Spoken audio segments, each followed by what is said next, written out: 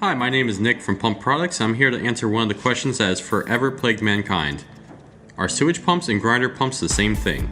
Although they are related, contrary to popular belief, they are not the same thing. Classifications for these pumps are often used interchangeably and mistakenly. Confusion comes in because all grinder pumps are sewage pumps, but not all sewage pumps are grinder pumps. The key fact is both pumps are built to move sewage where the sewage line is above the point of collection, such as a basement toilet. So what's the difference?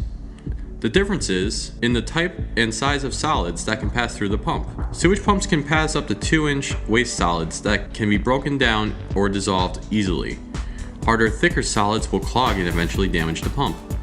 Grinder pumps are more specialized. They incorporate a cutting mechanism that chops the solids into fine slurry. The fine slurry can be pumped higher than the solids from the sewage ejector pumps.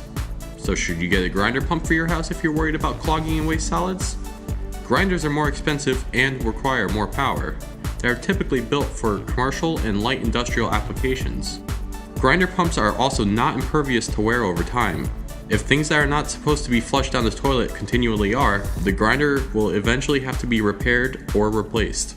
If you need more information or help for your pump needs, please visit our website at pumpproducts.com or call our pump experts at 1-800-429-0800.